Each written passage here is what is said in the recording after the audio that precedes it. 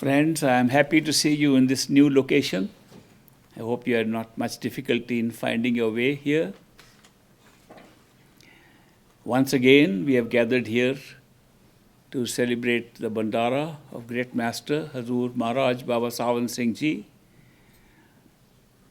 the white-bearded man who transformed not only my life, but the life of thousands of other people by his pure, unconditional love, which he cloaked and covered up, packaged in his teachings. The teachings were merely a package because our minds love teachings.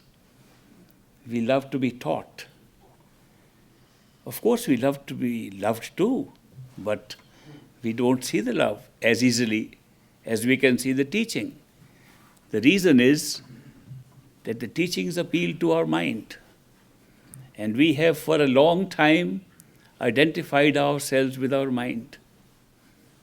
When we think, we believe that is the self thinking. We do not think that the mind is a machine which articulates, which speaks. We think we speak. When we think it is our voice in the head that is speaking. Actually, it is not our voice. It's the voice of our mind. We don't have any other speaking equipment in consciousness except our mind. The mind is always the speaker in our head or outside. If it uses vocal cords to speak out aloud, still the mind. It speaks in thoughts, it is still the mind. It comments upon what is happening, it is still the mind. The mind is always the speaker. Then what about us? What about the self? What does the self do? The self listens. The self is always the listener.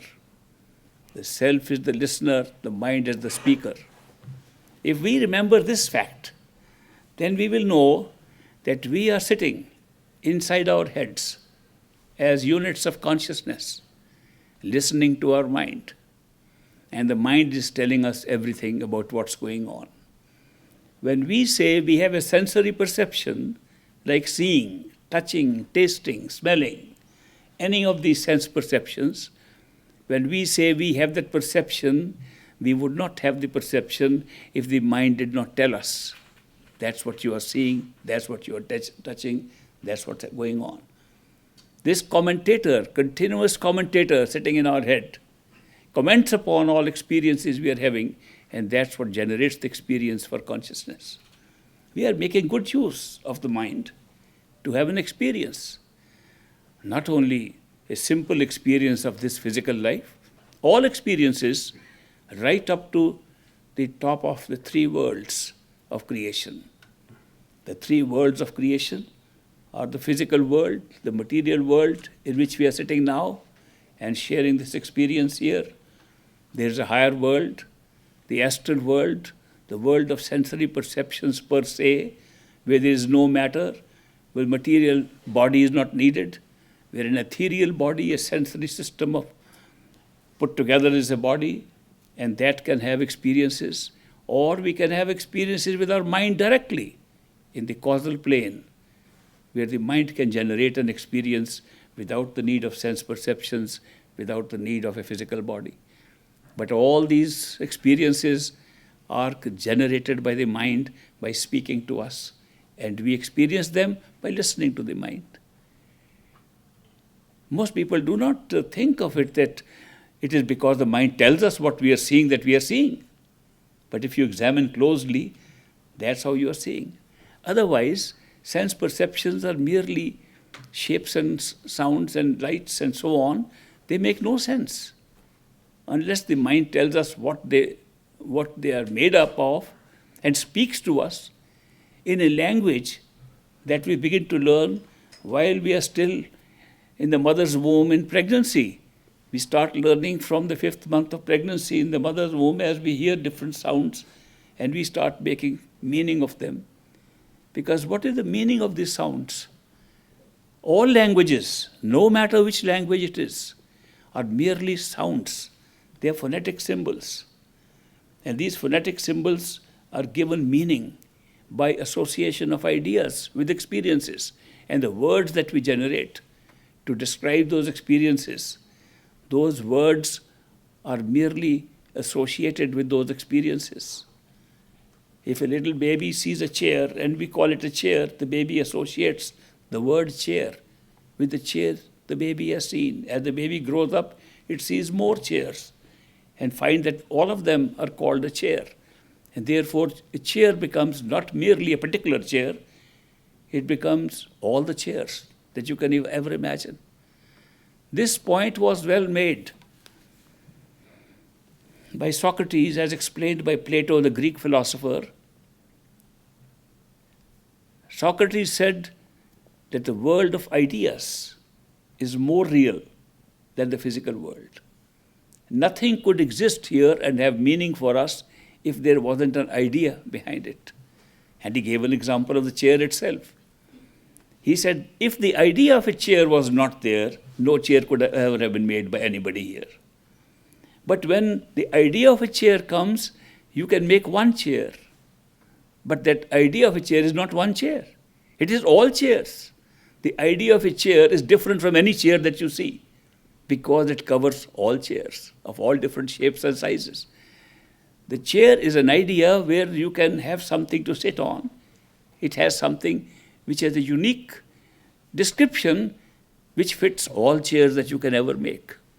All things that have been designed around us for sense perceptions have been designed from the world of ideas. And where is the world of ideas? The world of ideas, as Socrates and other mystics have explained, is in the astral plane, the sensory plane. So everything is being designed there, and we are using vocal cords and mental thoughts to use the same language to describe them.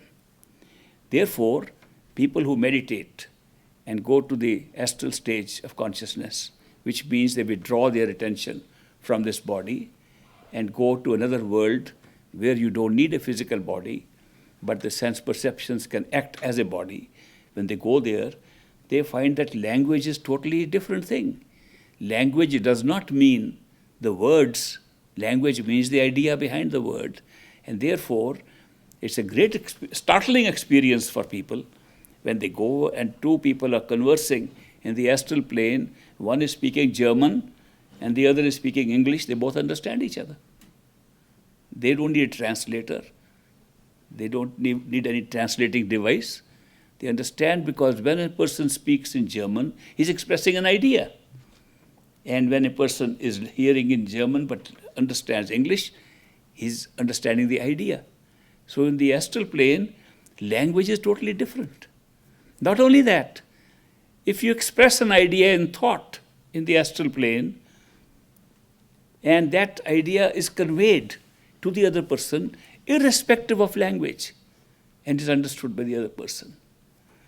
This mode of conversation in the astral plane, to some extent, gets transmitted here, like all other things get transmitted here in the physical world, and we call it telepathic communication. When people talk of telepathy, that when I think of something, the other person understands it. Did you ever notice that there's no language involved? One person can think something in German, and another person who doesn't know German can understand it in English, if it is telepathic. That's because the conversation that is taking place is not at the physical level. There's no physical transmission of sound. It's at the astral level, transmission of an idea. So this is something that's so remarkable that if we understand that we have been given some equipment, the self, which is our reality, the self, which is consciousness per se, nothing else added to it, which is our true reality, that self has been generating equipment around itself to create many kinds of experiences which we call different levels of consciousness or different worlds we have created or different regions of consciousness, we describe them. These regions are all generated by consciousness.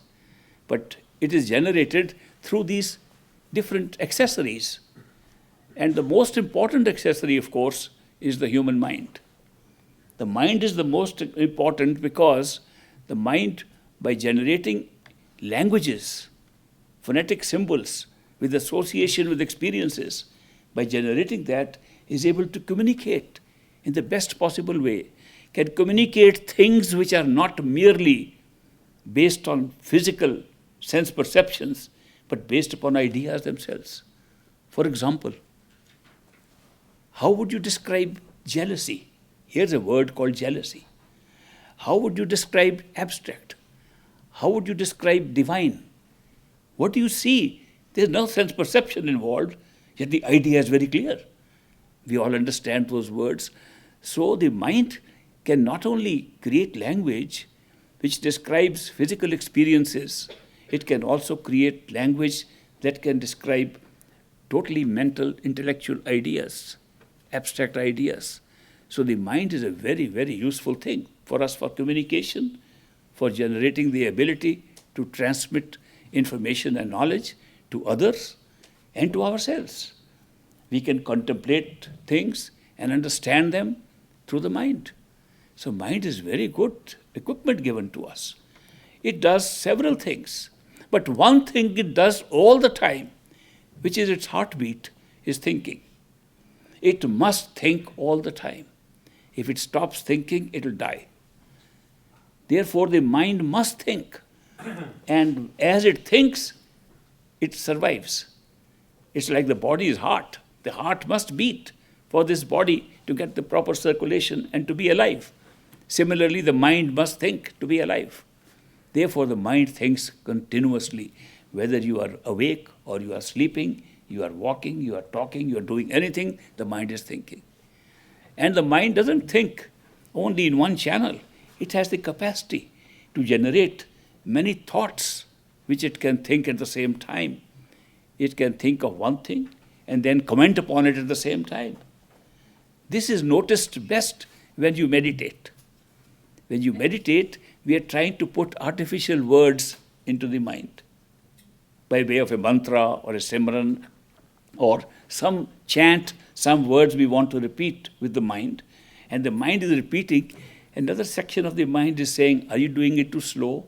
Are you doing it fast? A second commentator.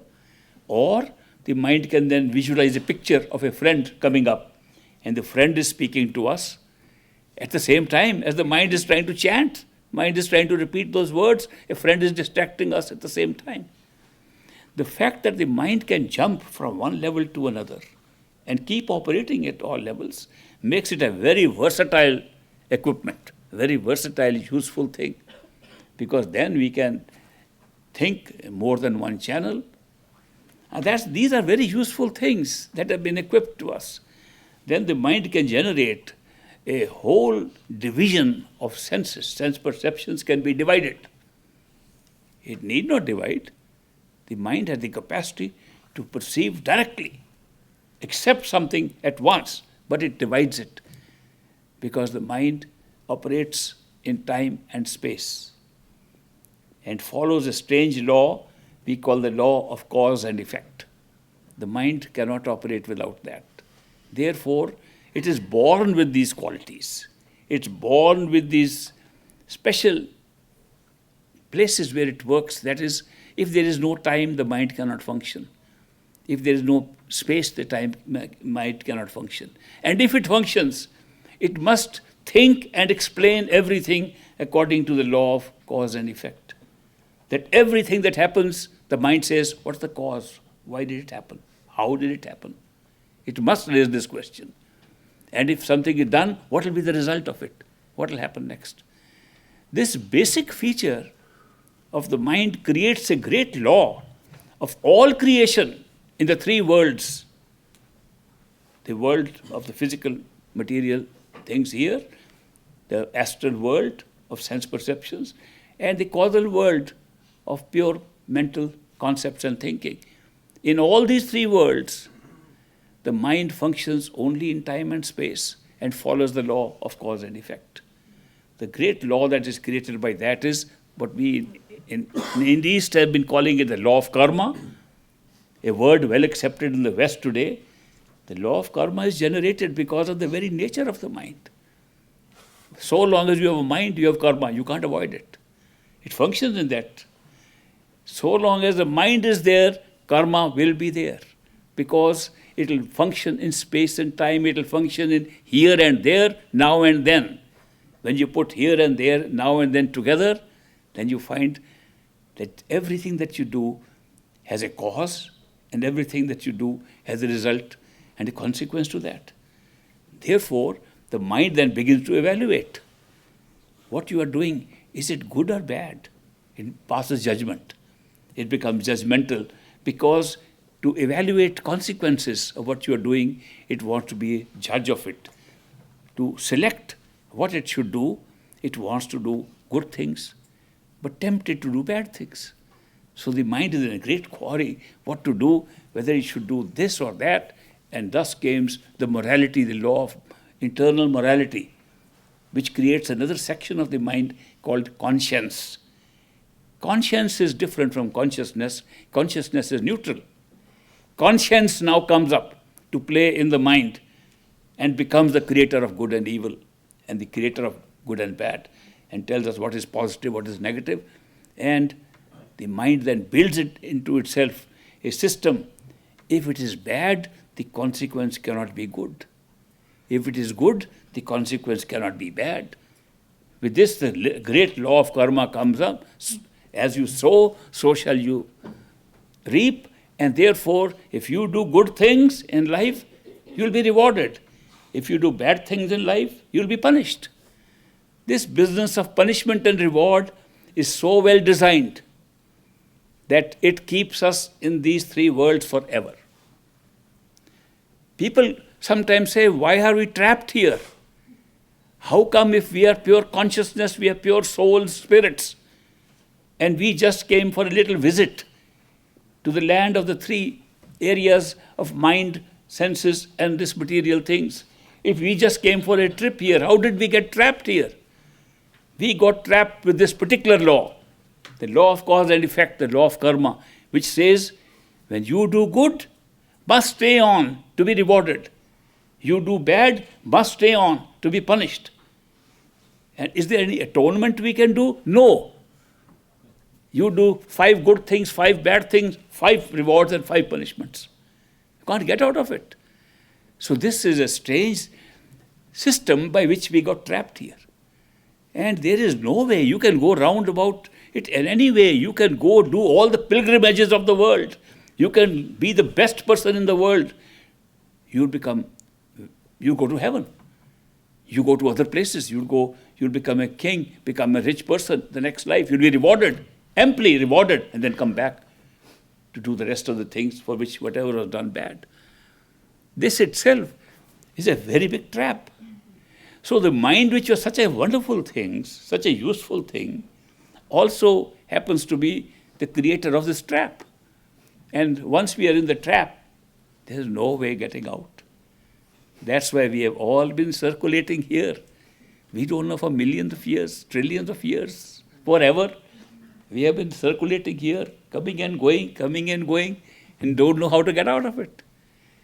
And it looks like, however hard you try, with any means whatsoever, in these three worlds, the physical world, the world of sense perceptions or the astral world, or the world of the mind or mental world or the causal world, no matter how hard you try in any of these three worlds, there is no escape.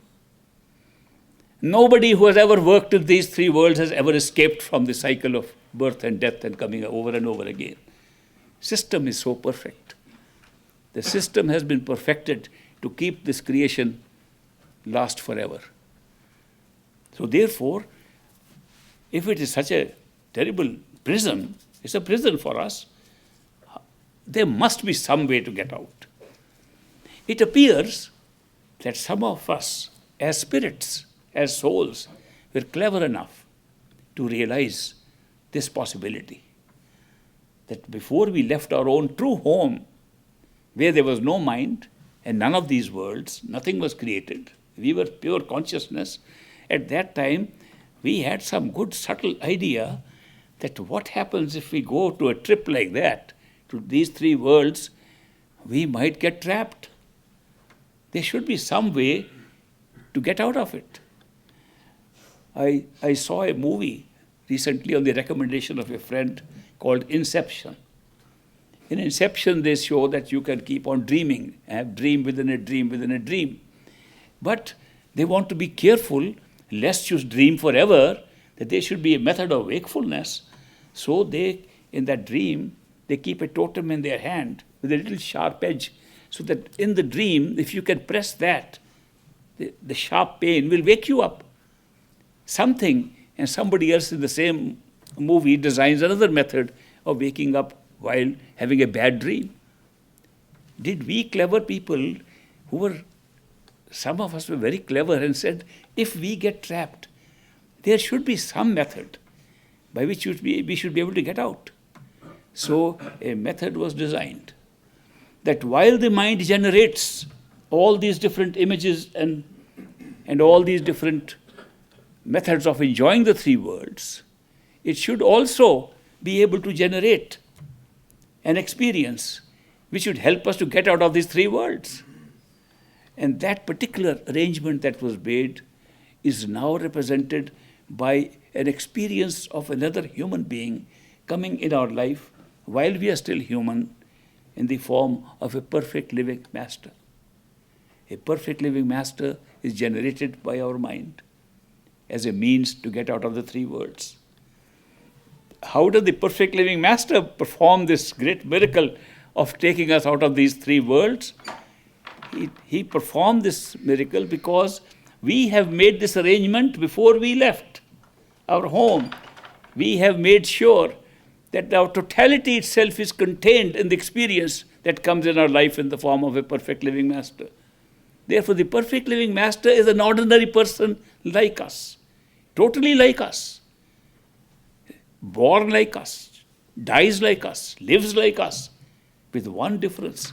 His consciousness is still connected with the totality of consciousness from where we came. That's the only difference. The difference between what the guy we call a perfect living master and ourselves is only this. In every way, he is going through the karma like us. He lives like us, becomes totally like us in order to befriend us and tell us what he can do for us. And yet, the difference is that in his consciousness, he is attached to totality of consciousness at all times. And we have been separated from it. He is able to reconnect us through a process which lies beyond the mind, a process that we all experience but ignore it. The process is true love, the possibility of true love, a love where you identify with the other being completely, forget the mental self and associate yourself with the beloved. That kind of true love does not arise from the mind, does not arise from the senses, does not arise from the physical body. The true love arises from the spirit, arises from an area beyond the mind.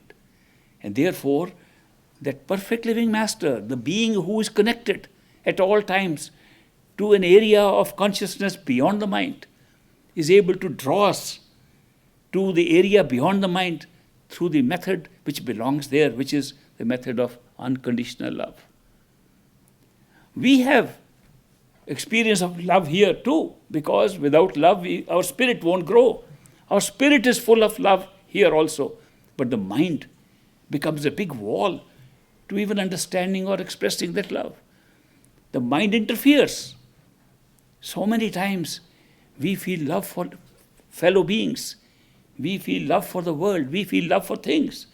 And when the love comes, the mind steps in as the commentator. Are you sure? Can you be certain? Questioning the very love that comes and destroys it. And we, thinking we are the mind, begin to believe what the mind says. It's not that love has disappeared. So long as the spirit is there, the soul is there, the love is always there. But we have identified ourselves with a machine, the mind. And we think we are the mind. Where is the love call? It's hidden behind it. Here's a perfect living master who has not identified with the mind, identified with the spirit, indeed with the totality of spirit, totality of consciousness. And therefore, his unconditional love flows without the interference of his mind and eventually without the interference of our mind. And that's what pulls us up. And nothing takes us outside the three worlds except the power of love. And that power of love is the unconditional love we experience from a perfect living master. There are no conditions attached to his love. He has no judgment involved in his love for us. When such a being, an ordinary person like us, loves us without judgment, he distinguishes himself from every other person that we meet. Because every other person is judgmental. Oh, you have been good, so I love you. You are bad, I can't love you anymore. Oh, do you love me? If you don't, I don't love you. If you love me, I will love you. All these kind of conditions we attach. These conditions do not exist in pure love. They do exist in attachments. When we are attached to somebody, we make it a conditional attachment. And yet, all attachments we call love. So the word love has been so misused as a description of attachments that we've forgotten what love is.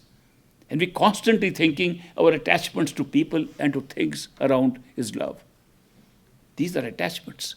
There's a big difference between attachment and love. In love, there is no I. If you love somebody, your whole of awareness is filled up with the beloved. You don't think of the lover at that time. You think of the beloved. Love is a powerful thing. The I is replaced by the beloved, the one you love. But in the case of attachment, I comes first. I love you. I love this. I love that. I love my house. I love my friends. I love my so-and-so. All attachments. Because the I, the ego, is standing in front of the experience of love. There's a big difference, qualitative difference, between attachment and love. And we are constantly considering these attachments as love, which is not true. So therefore, when we meet this person, we call a perfect living master, and associate with that person, we are surprised at the unconditionality of his love, that he is not putting any conditions on us. He is not making a judgment of us, whether we have been good or bad, nice or naughty. He is very different because he will love us if we love him. He will love us if we don't love him. He will love us if we hate him. He will love us if we hurt him. He will love us if we kill him. That's the kind of unconditional love these unique people who come into our life do. How can you find such a person? A person who can give unconditional love of this kind must be very rare. And I can tell you, such a person is really very rare. Very, very rare in this world. You can look around, go around, search for such a person. Slowly you'll find you can provoke such a person into anger and showing that there's no love in it. Just use a little more provocation. I used once as a child a little provocation with a guy who came to the Dera in India in Great Master's time, and he was, trying to show off to everybody how highly advanced he was. And he said he goes to Sachkhand, he goes Par Brahm, and he goes beyond the mind. And he gathered a lot of people around him, just chatting outside on one of the lawns of the Dera. And I was very young, a child, and I saw this man bragging so much about his being above the mind. So I said, I'll play a little trick on him. I took out a safety pin and opened it up with the sharp point of it. And while he was lecturing to the people, I pricked him with that. And he got so mad, he got up and ran after me. And I said, where is that love? Where is that? I heard that these things like anger run away when you go beyond the mind. And he got more angry when I said that. Fortunately, he was old. I could run faster than him. So I escaped. But I found out that, it's very difficult to find such an unconditional love in this world. And my experience has been that this is a rare quality. It is not necessary that you must have a perfect living master who has gone right to Sachkhand or to the true home or become one with the totality of consciousness, if he has gone above the mind, if he has gone to a stage we call Par Brahm, if he is not a Satguru but just a Sadguru, even he will have these qualities of unconditional love. So therefore, this is a very rare quality, and it is that which pulls us. The real reason why these perfect living masters come is that we arranged it, first of all.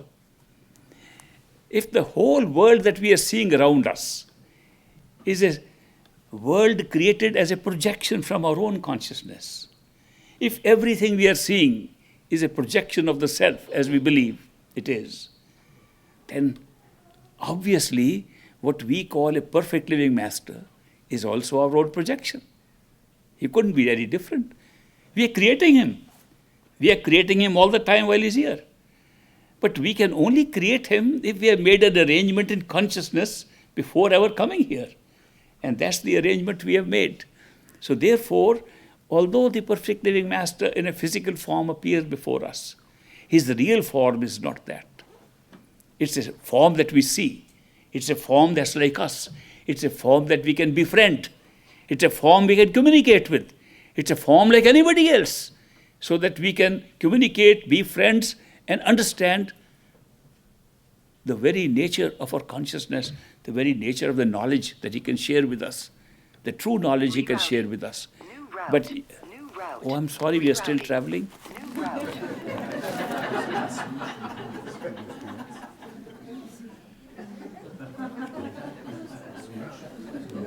I didn't realize that he's going to advise me in the middle of my talk.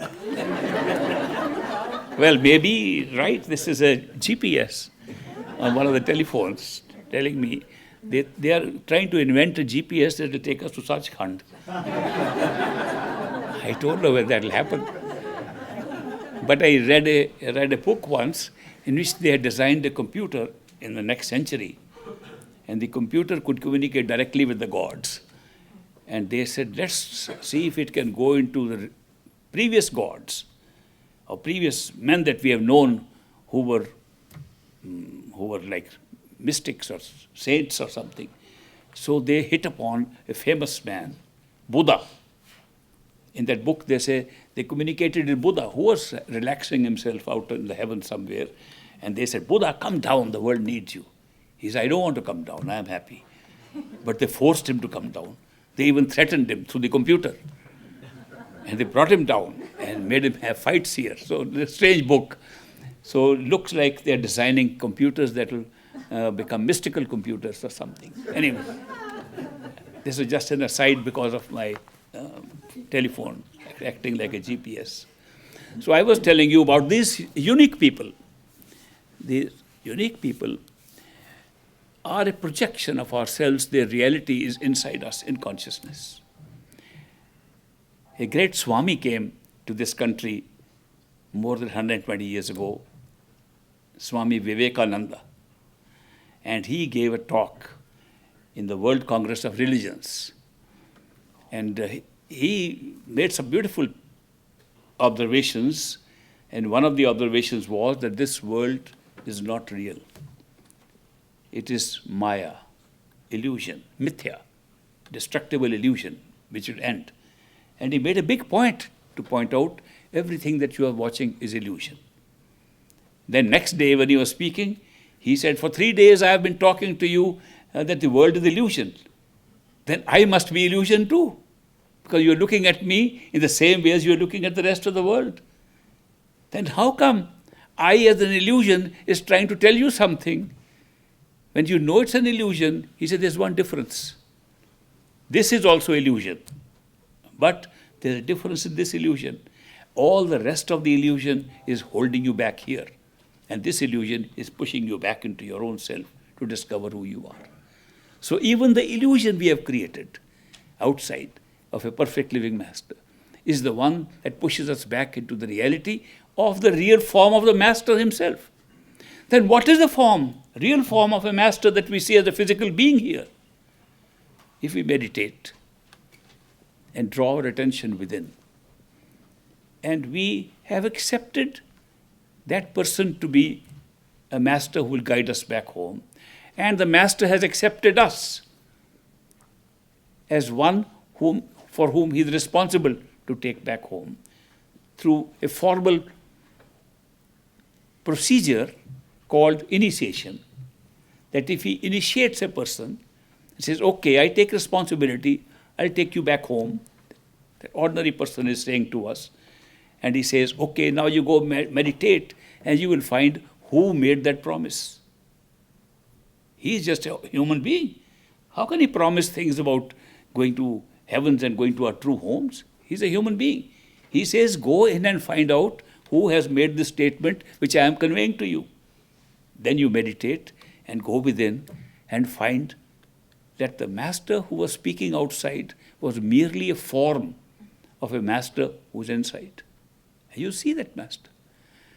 The master who was outside in the physical form was born and dies in his physical body, like us, like anybody else.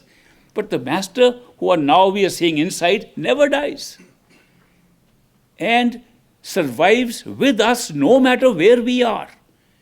If we take 1,000,000 years thereafter to travel upwards, he'll be with us for 1,000,000 years. He has no relationship in terms of time with the physical being we saw outside. That's the true master.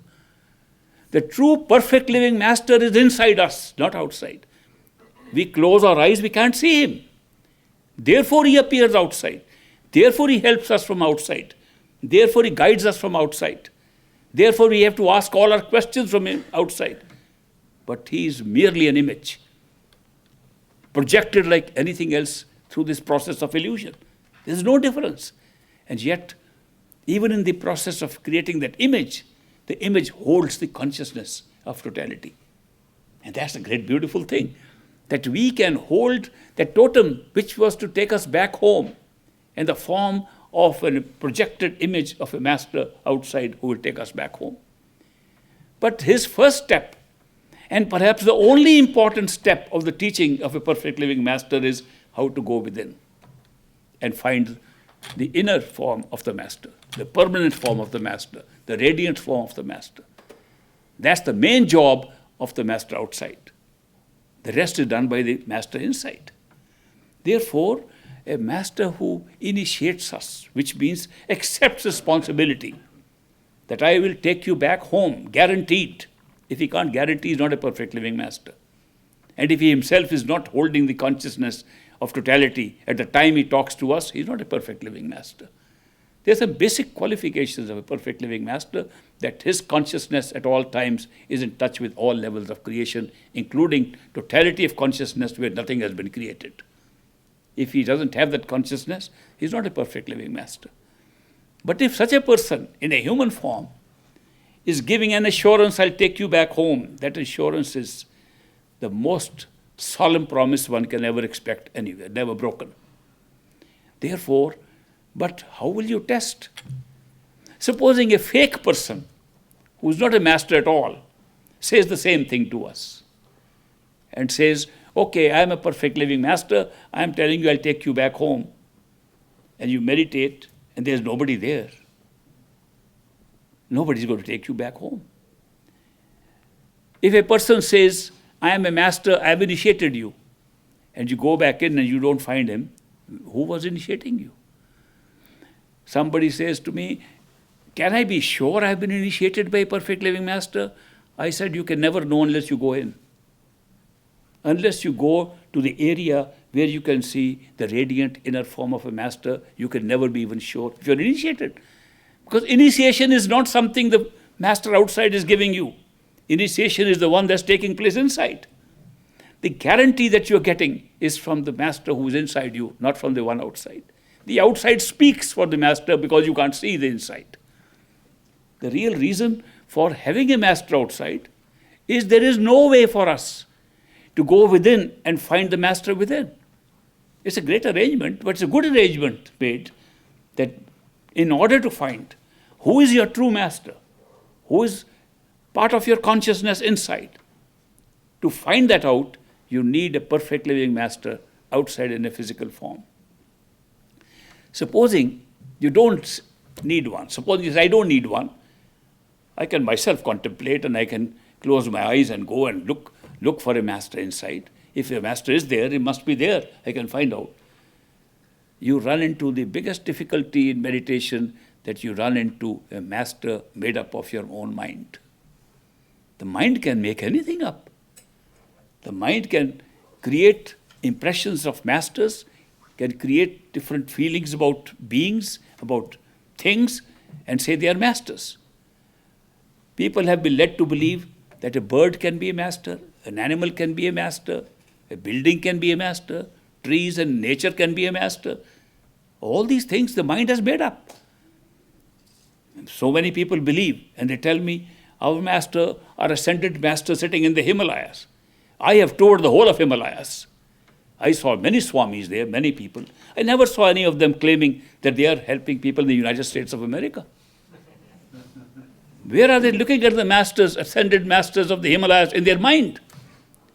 When we say, this master speaking to me, nobody is speaking except your own mind. There's no other speaker. A master is not judged by who speaks. A master is judged by who gives you unconditional love. That's never felt like that. Therefore, the mind can make up these things, and therefore the way to know if you are initiated by a perfect living master is to go within and check it out. I am emphasizing this point over and over again because some people are just content. We found a master, we liked him, he looked like a perfect living master, we are happy. Not good enough on this path. On this is an experiential path. It's a path of practice. It's a path where you must verify everything yourself. No second-hand belief system is allowed in this path. That because somebody else believes, therefore I believe. That's all right in religion. All religions are based on that. Religions are based on somebody else's belief, and you believe that because somebody said so.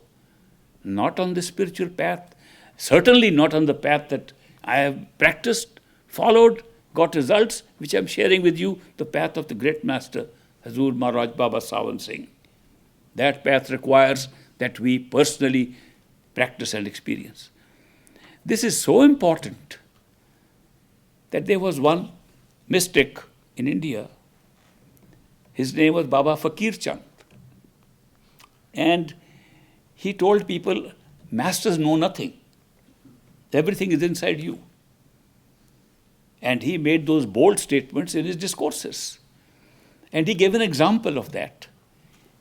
Baba Fakir Chand said that he was in the Second World War, and he was in a postal service in the forward area, APO, Advanced Post Office, and 3 of his disciples, he was already a master, 3 of his disciples were in the combatant area. And one day those 3 disciples of his got trapped, ambushed by the enemy on all 4 sides. And they knew they were going to die because the enemy was shooting around everybody and they were closing in. And when they found they were completely surrounded, there was no way out, they said, we are going to die. They sat together, 3 of them, and prayed to their master. Master, we know we are going to die. Now we want your help to go to Sachkhand peacefully with this death we are facing. And the figure of Baba Fakir Chand appeared live in front of them. They saw the master standing in front. All 3 of them saw. And he said, you are not going to die today. Don't worry. You go on the back side, there's a bush there. Under the bush, there's a tunnel. And you'll find, remove some of the bush and go in the tunnel. And this tunnel goes out behind the enemy lines and you'll escape. They looked back. The master disappeared after saying this. They looked back and they found a tunnel and they came out. And they came outside alive, exactly like the master had told them. They were rejoiced at the miraculous help the master had given them. So they ran to the master who was already there in the postal office there. And they said, Master, thank you very much for saving our life. He said, what life? What are you talking about? I know nothing. He said, Master, you appeared and you saved our life. You told us about the tunnel. He says, I know nothing. It's all your own inner belief, your own faith that brought you out. This story he tells himself. This story is perpetuated and people say, here was one honest master who said masters know nothing. And all the other masters claim that they know something. So, now as it happens, my father was teaching in a college in the same town where Baba Fakir Chand lived. I grew up and studied in the same college, and we met Baba Fakir Chand several times. We even discussed the story with him. That why does he tell these stories? He has got so many disciples, all doing good meditational practice. And he said, I tell the story because people have a tendency to come, we have been initiated, now everything will go automatically. They don't want to meditate. They don't want to go within. Therefore, I keep on telling, don't go. Masters are just shells. They are outside. And the real thing is inside you. The point he was making was exactly the same in different words, that the real master is inside you. The outside master is a projection.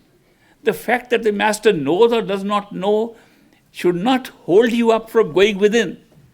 That was the point he was trying to make.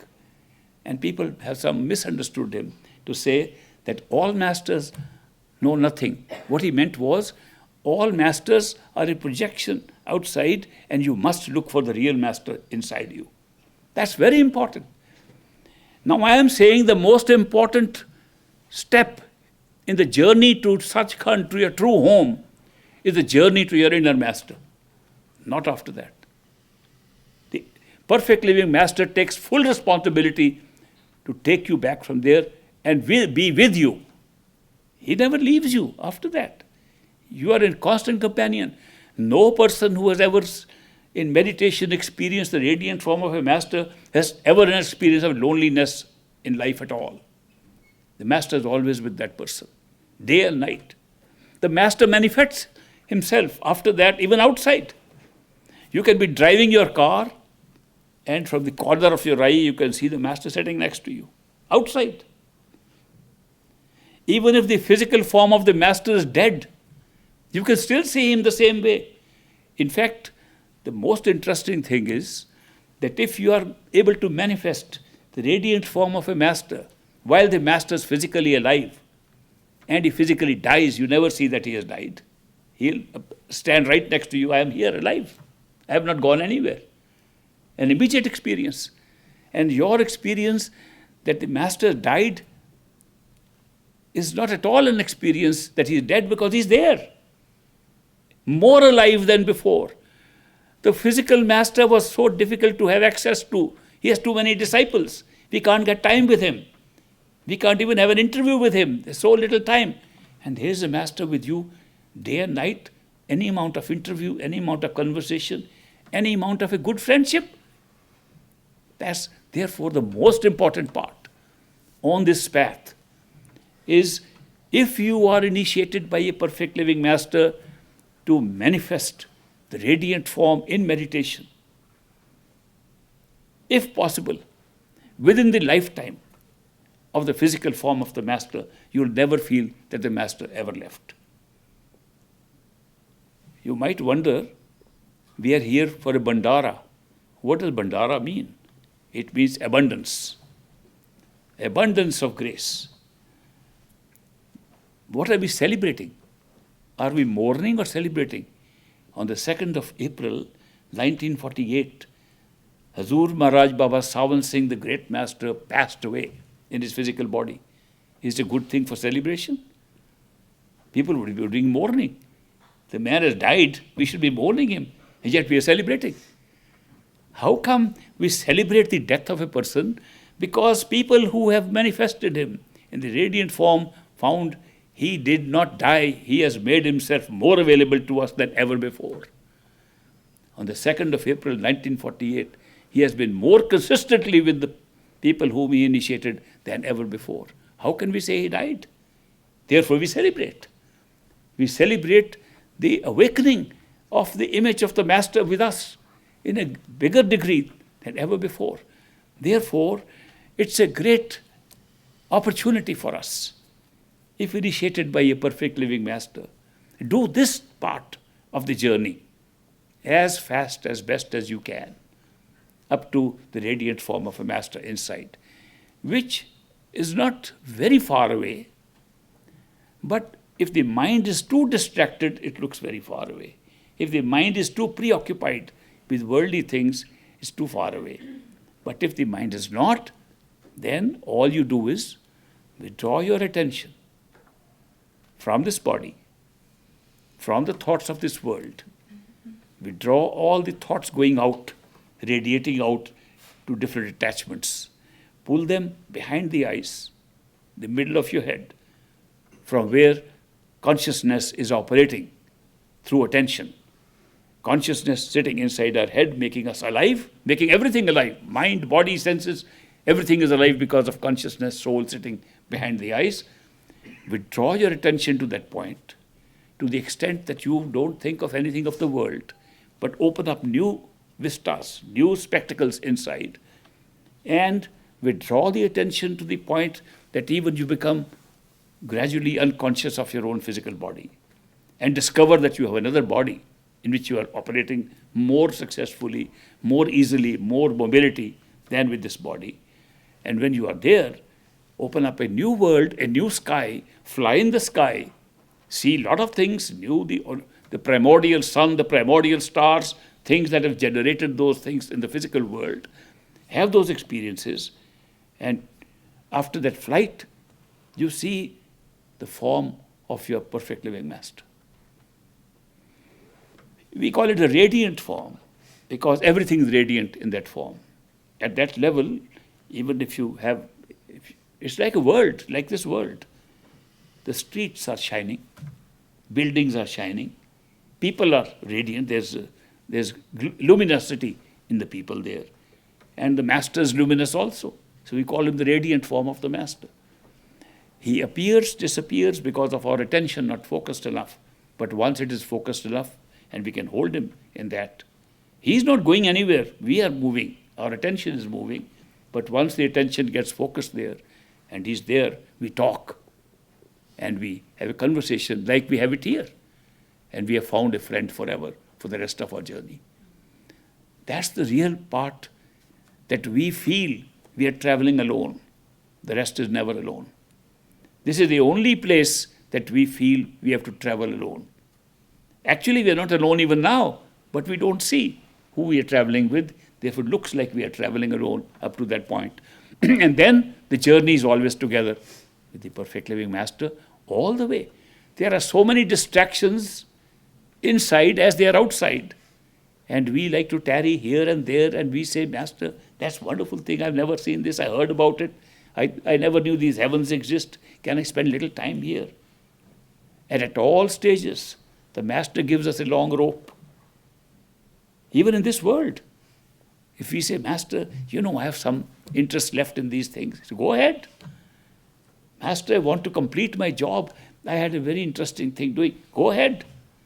He always gives us a long rope. Why? Because he's holding the other end and he's going to pull us back anyway. No matter how long the rope he gives us. It only delays some of the journey, but it does not take away the journey because he's holding the other end of the rope and he'll pull us back anyway. But even in the inner stages, he gives us a long rope. And there are people who spend a lot of time there. And much more time than the lifetime here would allow because of distractions. But eventually he takes us. It's a joint journey. It's not alone. You don't go back home alone. You go jointly.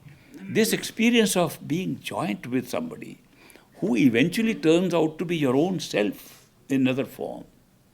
Even then you have the experience of a joint friendship. It's a very amazing experience of a perfect living master journeying within you inside. So the initiation that takes place inside, which makes this possible, can be verified by going inside. The master takes you from stage to stage, and you can know what stage it is by the change of nature of time. Because time is the real binding force. Time and space are the ones that are holding us here, which create the law of karma at all levels. At all these three stages, there is time and space. There's time and space in the physical world, there's time and space in the astral world, there's time and space in the causal world, no time and space after that. There's no mind, and therefore there's no time and space. But within these three worlds, the time functions so differently that you can know where you are. Somebody said, how are you sure where you are? I said, from the time frame. That's one of the key elements that you can know that time is different. In this physical world, time is flowing only in one direction. And we call it, what has gone is past. What's going on is present. What's still to come is future. Future, present, past. Time is flowing toward the future. It cannot reverse. It cannot stop. It goes continuously, and continuously at a certain pace, like a single-space typewriter going on. And the space is not determined by our experience, determined by our watches and clocks. If I feel it's 10 minutes over and the clock says 3 minutes, I'll believe the clock, not my experience. So the time here is governed by clocks, governed by outside elements. And this is the nature of time in the physical world. In the astral world, time stops whenever you want it. There are some worlds, not the one that is immediately responsible for this physical creation, there are other worlds created where time is controlled by each individual soul. Each individual astral form is controlling their own time. Just like you walk on space, somebody can be left behind and can run faster and catch up. There's another world existing, you can go and see it, where each one can control time. Okay, I want to move faster, and clock goes faster, and you catch up with time.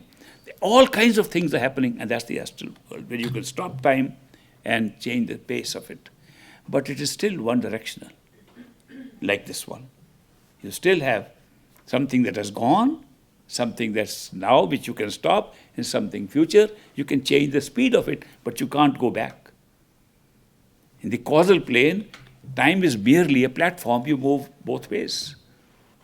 You realize, it's in the causal region, you realize time is not moving at all. Time is totally flat. All events have been placed there at once. You are moving on it, and you can move both ways. You want to go to 4000 AD of the physical world, you can jump there. You want to go to 4000 BC, in the back of the past, you can jump there and see exactly what events are taking place there. Events are all there.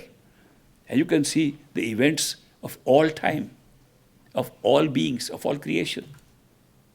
This is a remarkable change in the nature of time.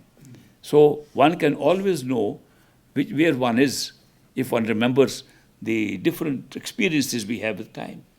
And of course, the timeless nature of the spirit beyond that is also very funny from the intellectual point of view, because there are two stages. One is a timeless time, and there is total timelessness.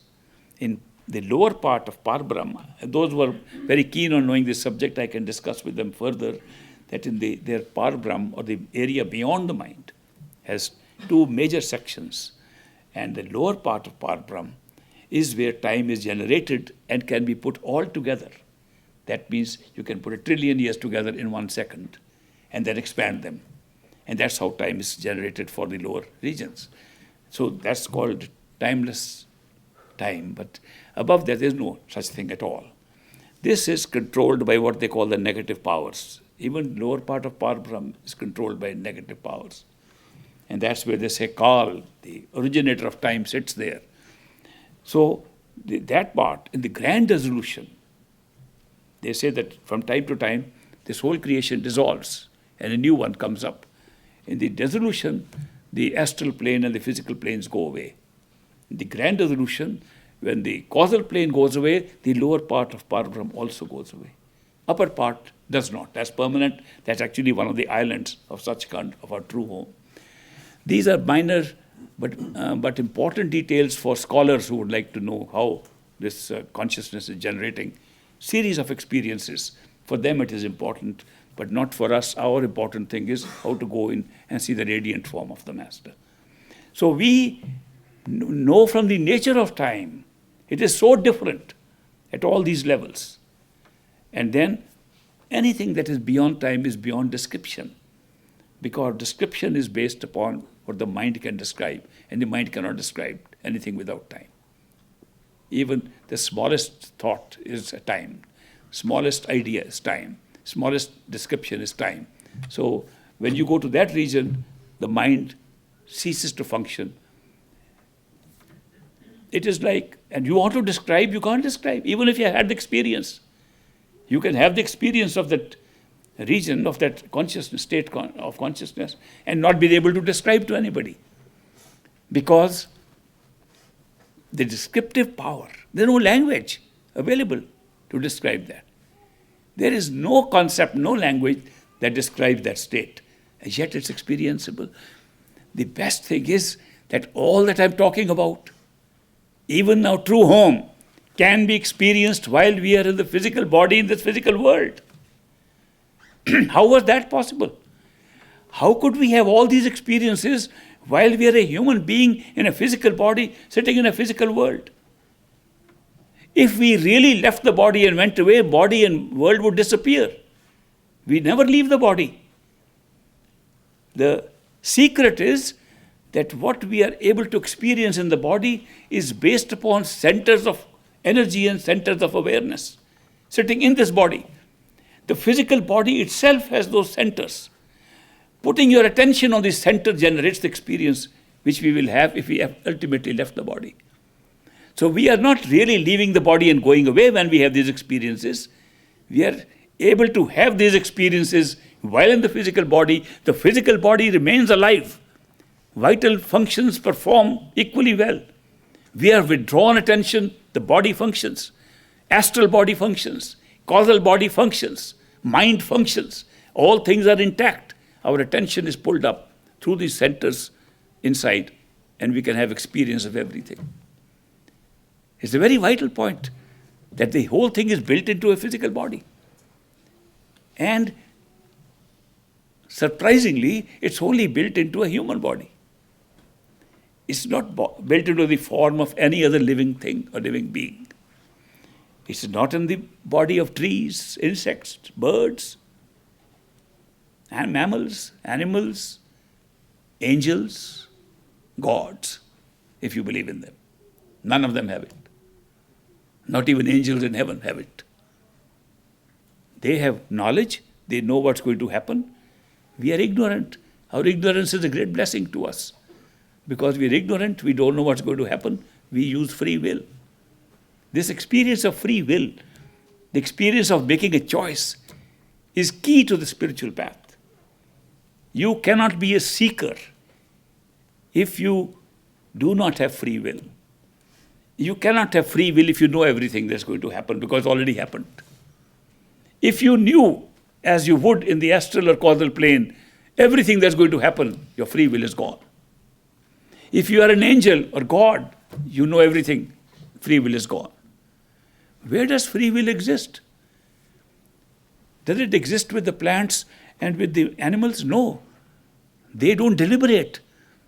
They act instinctively. Their instincts are built into their system, so they will instinctively respond to anything and do not say, should I or should I not? Should I or should I not? Something confined to human beings. This deliberative use of free will is so unique to human beings. And this unique feature makes us seekers. To seek or not to seek becomes an act of free will. If we are not seekers, we find nothing. But by becoming seekers, we find everything. So therefore, this is a unique feature in human beings. And because of this feature, within this human body lies all those centers, the centers of energy that sustain the system, that sustain our experiences in the physical world, are all below the eyes. 6 center chakras of energy. The centers of awareness, 12 of them, total being 18. 12 of those centers arise from the eyes, go behind and upwards. Those centers, as the consciousness is concentrated through attention, in those centers we have those experiences. The experiences are legitimate. They give you exactly, it's all built into the system. A human being, this human body is the best thing ever created. You look at all the creation, go into any region and tell me something better than a human body. Such a wonderful gift. It's the best gift one could have got, a human body. And therefore everything can be found with this body. And free will, the secret for seeking, seeking takes you. What does seeking take you inside? How does seeking take you inside? If you seek inside, you will find nothing. But a guy will come along, or a man will come along, or a woman will come along outside who will answer your seeking. Now that's another arrangement, very good arrangement. That is why they say, you cannot find a perfect living master, no matter how hard you try. But a perfect living master can easily find you if you are a seeker. Therefore, our job is not to find a perfect living master. Our job is to be a seeker. It's the job of the perfect living master to find the seeker. Therefore, when you are ready, as your seeking is strong enough, the perfect living master comes into your life through series of coincidences. Things that look so strange because you didn't expect that. You're turning this way, master appearing from another way. In all my almost 8 decades of life on this planet, I have met thousands of my friends who came on the spiritual path, and they all came through a strange coincidental finding of a perfect living master, not their seeking. They sought many masters. They found one, found another, found third, but the perfect living master entered their life by coincidence. The question can be, if you are trying to find a master, and you find a master, you cannot be sure if he's a perfect living master. You can't be sure about any master that he's a perfect living master or not. Because what are the signs of a perfect living master? The signs are very disappointing signs. First sign is, he doesn't say he's a master. That itself is very disappointing. Secondly, he's too ordinary to be a master. He doesn't fly in the sky. He doesn't perform miracles. He doesn't do any of this stuff. Makes it even more difficult. He speaks like us. Sometimes he makes mistakes like us. He's too human to be a master. So we reject too human a master. He should have some psychic powers. He should have something extraordinary. Then we can accept him as a master. The perfect living master does nothing of these things. But a lot of others do. A lot of other masters do. So we run after those masters that our mind qualifies them. Now we don't realize that if we could judge who's a master, we would be a master ourselves. There's no way that a seeker can find a master. Otherwise, he's a master. So when we come across different masters and we are worried, is this a perfect living master or not? My answer very clearly is, do not worry. No matter which master it is. Master is not going to be found by your judging who's a master. Master is going to be found by your seeking a master. And seeking is not by shouting in the street, I want a master, but seeking in your heart. If you seek in your heart, a master who's not a master can come and take you to a point where you'd meet a master.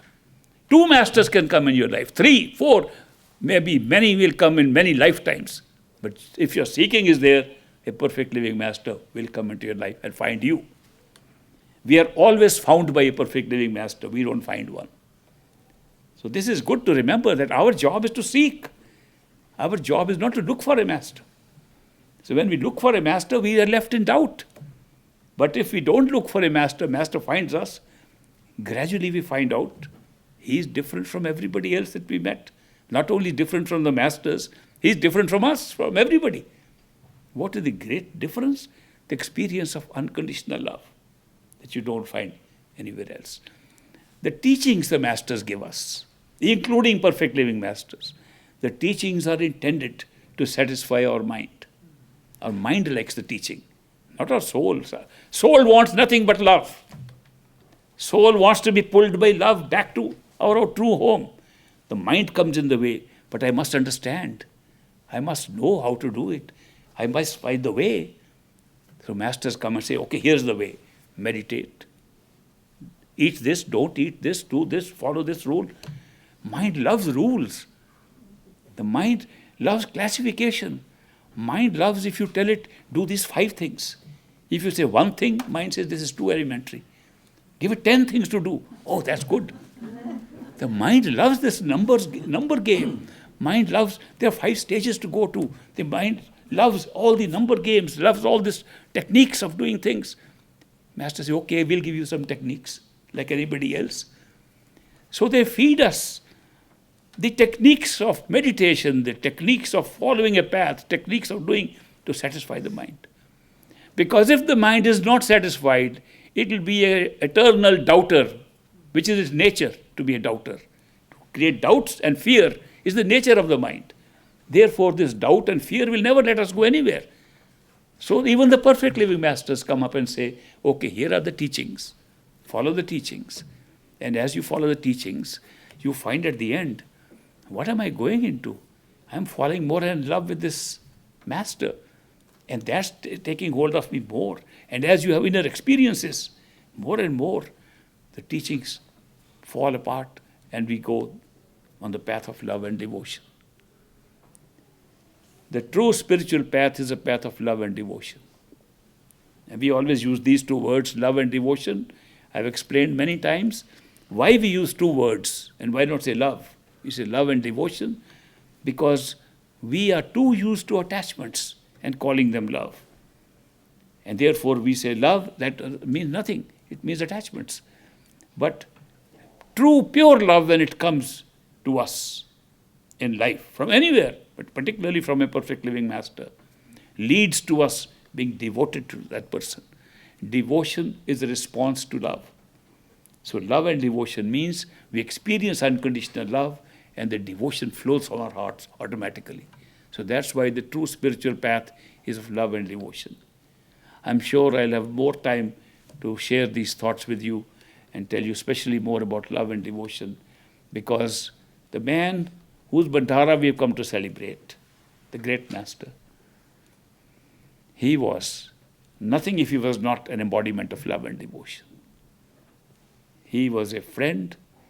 Little kids would go to him. He was like a kid for them. Teenagers would go to them. He was like a teenager. Grown-ups would go to them. He was like grown-ups. Wise people went to him. He talked wisdom.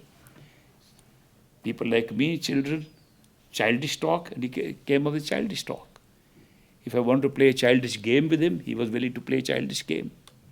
This ability of a master to adjust to what a seeker needs is also amazing. And that's what we learned, that the master adjusts to our way. Because if we are not on the same page in the way we live, in the way we think, we can't be friends. And the master is not only a master. He is friend first, master next. A great disciple of great master told me this, Dr. Ishwar Singh, whose stories I sometimes share with you, I might share some more. He told me at the end of his life, he said, I discovered he was a friend first and he was a master next. So we tried to put a master, we tried to put a man on a pedestal. By putting him on a pedestal, we create a distance between ourselves. When you put a man on a pedestal, giving us, talking to us from the pedestal, how can you be friends? How can you have that experience of camaraderie to walk together on a path, to go home together? How can you have that experience with a man who's sitting up on a pedestal? Therefore, to lower him from a pedestal, he should be like us. And so he should be a friend. When he's a friend, then he reveals he is a master. So friend first, master next. But the path is one of love and devotion. We'll continue as we stay here. I'm very happy to meet all of you and welcome to this bandara.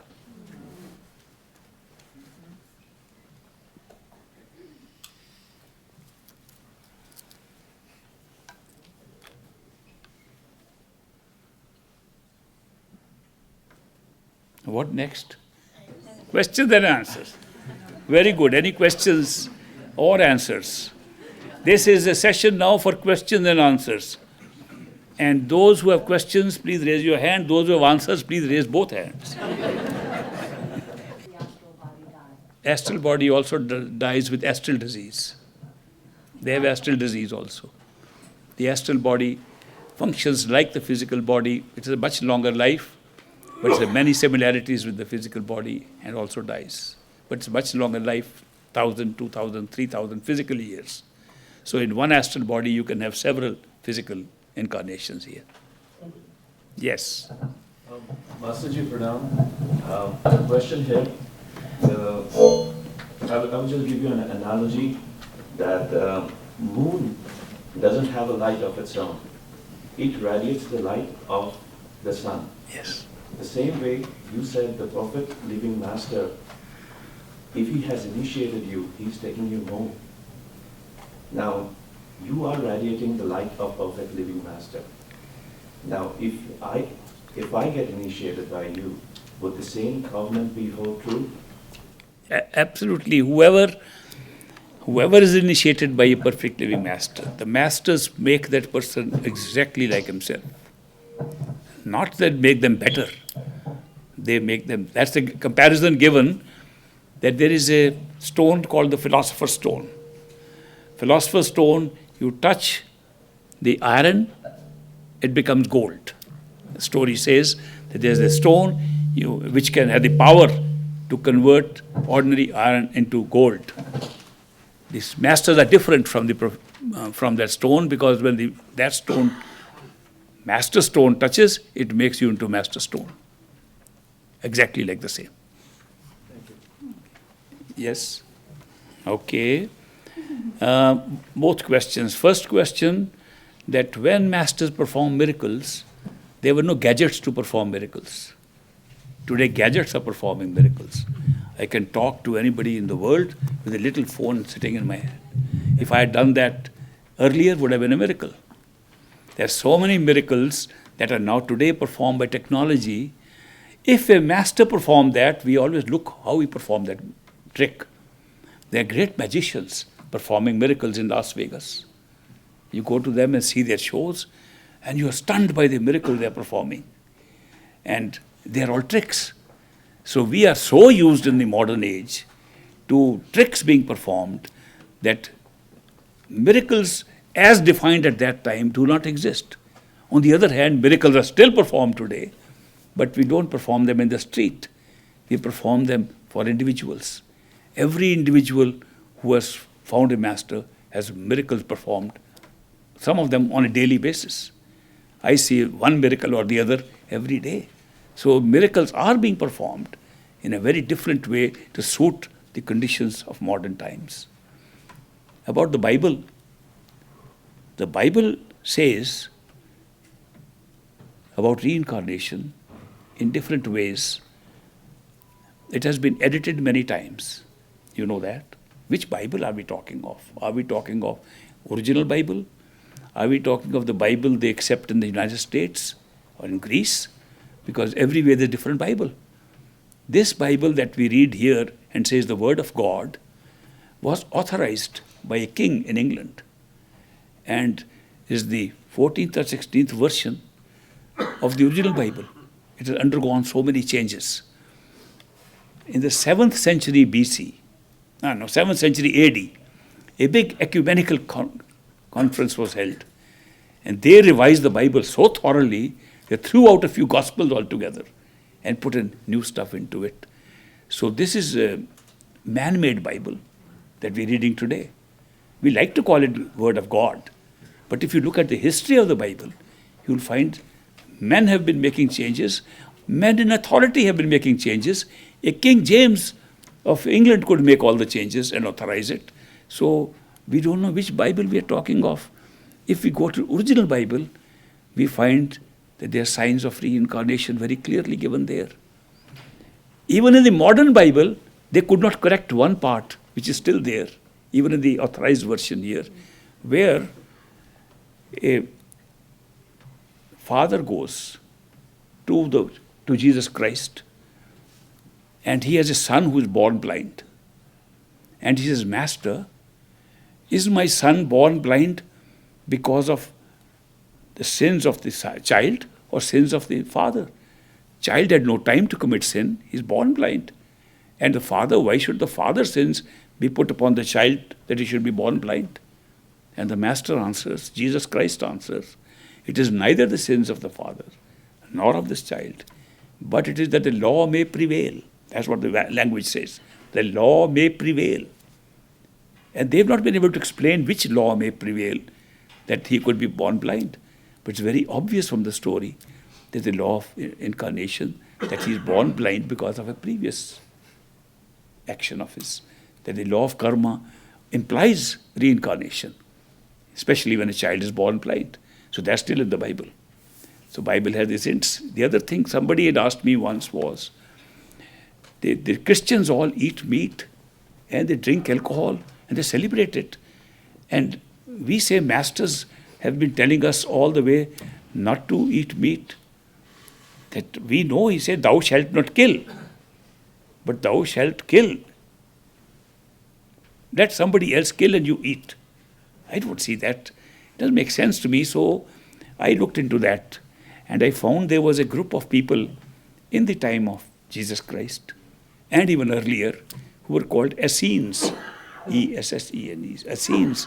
The Essenes were contemporary at Jesus Christ's time, and they wrote many notes about their experience with the Master. Many of those notes they wrote, they bound up in leather pieces and dug them into the caves of the Dead Sea. And they are now called the Dead Sea Scrolls.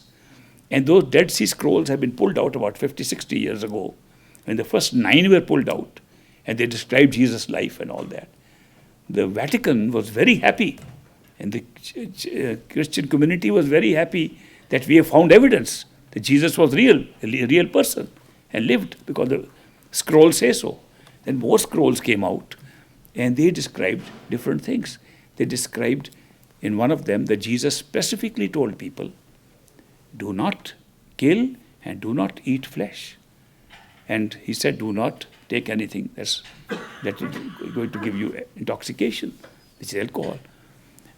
The Essenes passage saying this is in the Dead Sea Scrolls, and a copy of it was inscribed on a tablet and is lying in the Vatican today, saying this.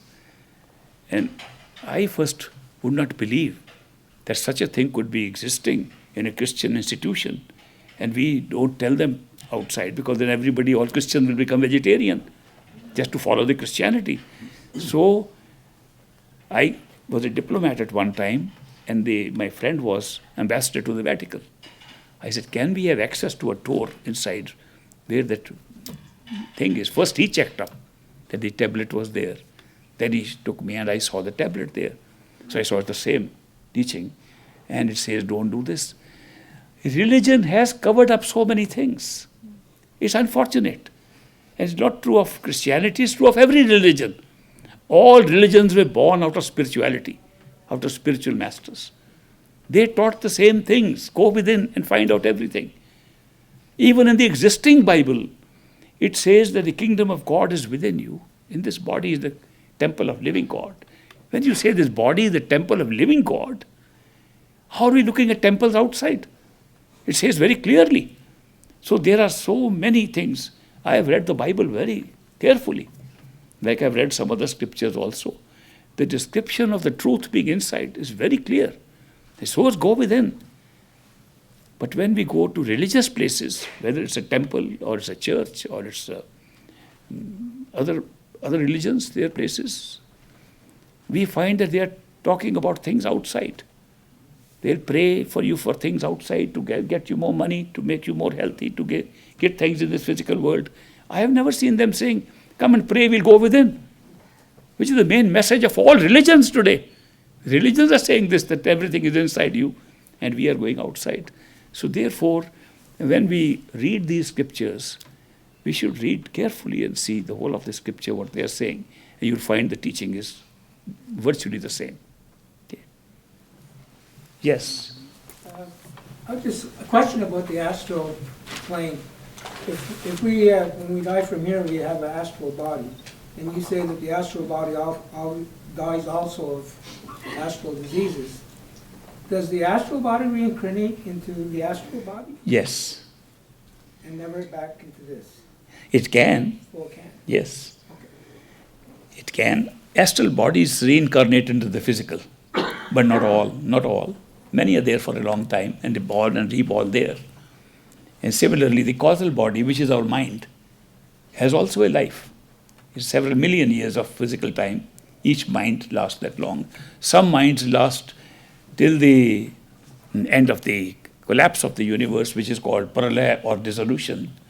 But some minds die and they reborn several times in this one era. So yes, astral body is also reborn as astral body. So the permanent part is when you're above that. Permanent part is above the mind. Above the, That's permanent. that Where the soul is there, does yes. not change. No change. If we look around here at everything that we are seeing, is there something that we can notice which is not changing? Everything changes. The weather changes, places change, planets disappear, new planets come up, galaxies change, big bangs take place. Every day our face changes, body changes, everything we see changes, our scene changes. Inside we go, everything changes. At all levels of consciousness, everything changes. Then what is not changing? What is not changing is the one who is seeing all these changes. That's our soul, our consciousness.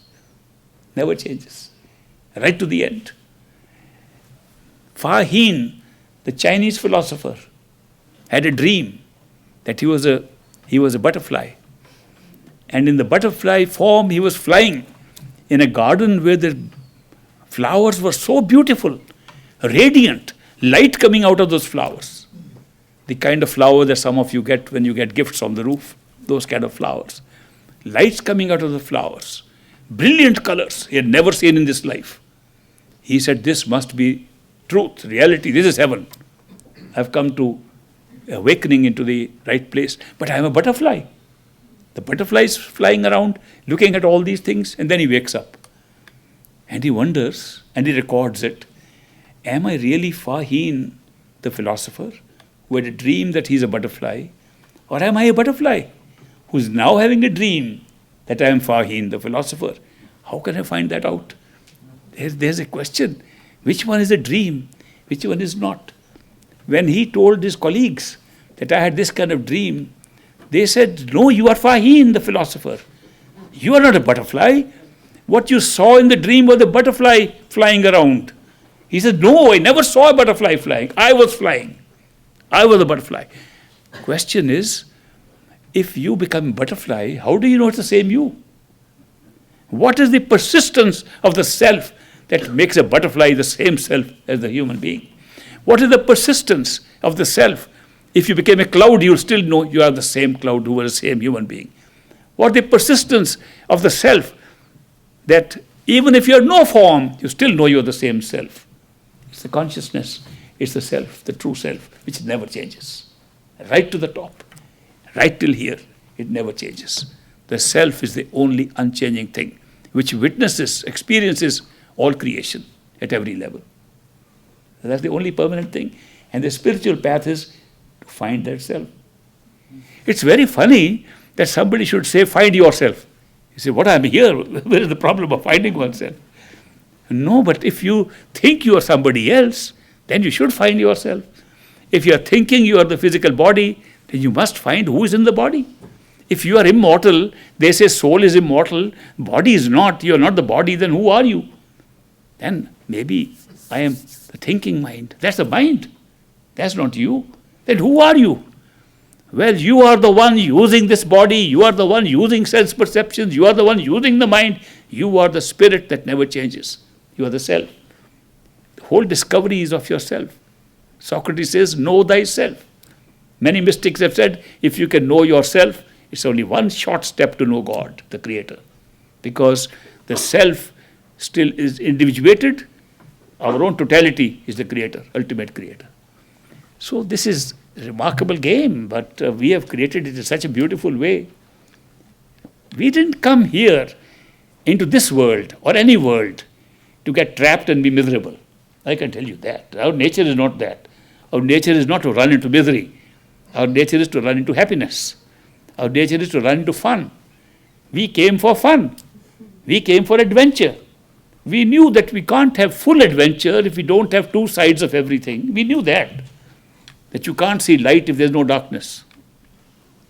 You can't see brilliant light if there is no darkness at all. The deeper the darkness, the better the light become more brilliant. So we knew the pairs of opposites are necessary, and therefore happiness and unhappiness have to go together. Pain and pleasure have to be put together. We knew we had to create both. But if we can create an illusion, create as a show, where's the harm? We'll have a great time. We did it, a good job. And then we got trapped and think that the pain and pleasure are all real, and our home is here, this is the whole world, this is our reality. We got trapped. But it's very lucky that some of us made a good totem arrangement to get out. And that's why we are assembled here. Yes. Okay, you first. Is it true that no human being, even perfect masters, has ever seen or experienced God absolute? I have a second question. That's a good question. Can man see God? Any man? Answer is no. Why? Because by the time he sees God, he is God himself. You cannot see God if you are God yourself. And the state where you experience God is when you become one with that God. Therefore, you can't see. Yes. Good question that if the free will that we exercise and make choices creates karma, can we lead a life without making any choices? Many mystics have said yes. That when you make a choice with free will, you are using your mind to make a choice. What if you left the choice to God? And if you can't see God, what if you left the choice to a master? What if you left the choice to a senior friend? Say, my friend, you make all my choices for me. Do you have any karma then? Only one karma, the free will to leave the choice to the friend. You get rewarded or punished for that. So you can't escape that way. What if you want to live in the will of God? And how do we know what is the will of God? Rumi, Maulana Rum answered this question. He says in one of his Masnavis, a poem, he says, people ask me, how can we live in the will of God? And I tell them it's very simple. If he has placed a spade in your hand, he has expressed his will, dig. If he has placed a pen in your hand, he has expressed his will, write. If he has placed in your hand circumstances which indicate what to do it. You are not deciding what to choose or not. The circumstances are choosing for you. Coincidences are choosing for you. If you go by coincidences and circumstances and what my friend Huey calls the clues that we get from circumstances and follow that, you are making no decision. Something else, what some people call the universe. The universe is making decisions for us. God is making decisions for us. It's not our free will that we are using for that, so we create no karma. So we can live in the will of God by following the circumstances and coincidences that happen around us that give us a clue what to do. The second beautiful aspect of it is that when we use our mind to make a decision, we think. Always. The mind can't make a decision without thinking about it. When we think and make a decision, it's a karma. If we do not think and make a decision, how can you make a decision without thinking? Only by intuition, intuitively, gut feeling. When gut feeling works to make a decision, there is no karma, because you never had a choice to exercise the deliberate policy of this or that. You never did that. Therefore, there are two ways of determining a karma-less life or a life without use of free will to make decisions. One, go by the circumstances and coincidences around you in life and act accordingly. No karma. Second, if the intuitive gut feeling says do it, no karma. But it's only when you start thinking, should I do it or not? Is this the right way or that? Should I go right or left? Then this karma comes up. Then that's the use of free will. Otherwise, we escape it. The free will is available only here. If you knew that the decision you are going to make after a lot of thinking has already been made, supposing I want to know, should I beat this fellow with this stick or not? And I keep on thinking, and I find somewhere it was written that I will not beat him because I'm a coward. Supposing it's already written, and I say, I'm thinking, no, I won't do it. I think I've made a decision by my free will. And I have to face the karma, whatever decision I've taken. But it was already written there, somewhere else. If we knew what is written there, you can't have free will. Therefore, people who are enlightened, yogis, swamis who have gone and got the enlightenment of pre-knowledge, they can forecast, they can see what is going to happen. They have a handicap. They can't seek properly because seeking requires ignorance. Everything being pre-recorded, the knowledge of that pre-recorded destiny of ours becomes a hindrance, not a help to seeking. Therefore, the best place to seek is where you are ignorant. And that best place is human beings that think. We are most qualified to be seekers. If we knew what is going to happen, we would be disqualified because everything would be known beforehand. So it is the ignorance that gives us the feeling we had a choice and we chose to seek. And therefore, we got the results. That is uniquely fitted into human beings. We are so poor in predicting the future. We can't even predict the weather very well. And we say, now of course, a lot of improvement has gone on in the weather, but I remember in England, they used to say, if the weather bureau says it's going to be a sunny day, carry your umbrellas. It was so poor at that time. So, if we can't predict anything, we are most qualified to be seekers. Ignorance is truly bliss in this case, that we do not know what's happening and we think it's our decision going on. And that feeling of our decision is the key. That's the key we have installed ourselves in our system to find a perfect living master. It's the key we installed in ourselves before we left home. We made that arrangement. That's the totem in our hand to be able to seek when we are here. Seek and you will find. You don't seek, you don't find. It's as simple as that. So, we can have a karma-free life. What would happen to a person who leads an entire karma-free life? Will he be reborn? If there is no karma, how can he be reborn? Then he must go high, must go up to his home. To make sure that does not happen, the rulers of these three universes have designed a very new system. Not new, but good system, not new at all.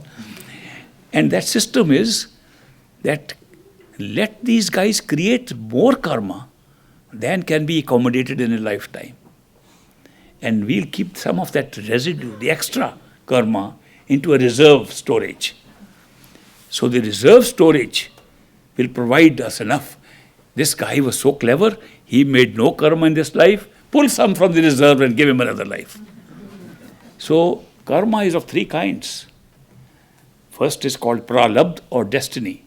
We are born with a destiny. The destiny says where we will be born, where we will die, when we will die, when we will have accidents, when we will have sickness, when we will meet people, when we meet who. All those events are placed right there. With little gaps in between to provide for thinking. Because we don't think where we are born. We don't think we are going to have an accident. We don't think we are going to fall sick. We don't think we are going to meet anybody on the street. Those events which come without thinking are our destiny. And that's called pralabdha or destiny. But in between, where the time is there and we start thinking, should I do it or not? That's the time when we create the karma called kariman, which means new karma. What happens without our thinking is old karma. What happens when we deliberate and make decisions? New karma. So we fill up our life with some new karma and some old karma we are living through. The beginning and the end is old karma, and in between we fill up these spaces with new karma, which then leads to another life. If we don't have too much karma, the reserve pulls out. If we have too much karma, then we push it into the reserve. Therefore, this this concept of an angel of death, the concept that when we die, somebody judges, a judgment day comes at the end of our life, and we are seen if we are qualified for heaven or hell or another life or what kind of life. That arrangement exists because it's an automatic arrangement. When we die, our entire current life flashes before us, backwards. When we die, anybody who dies, at the time of death, all the scenes of this life come last and earlier, right to your birth. They flash in front of you, and you see all that you have done. Everything that you had forgotten comes alive at that time.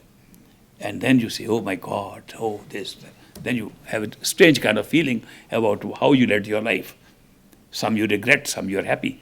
And that feeling of happiness and regret that you have when this current life is flashed at the time of death is basically responsible for your next life. The last part and the feeling, reaction to the last part counts the most. The reactions to the earlier parts count less, and so on. So this determines your pralabdha for the next life. But then you may have done some intensely good things which qualify you for heaven and not another life. Or you may have done some horrible things which qualifies you for hell.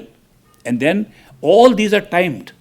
You did this, you get this punishment for this duration, this time. Supposing you have been a very good person and done a lot of charity, helping people, and say, this person deserves 1 month in heaven, okay, after death.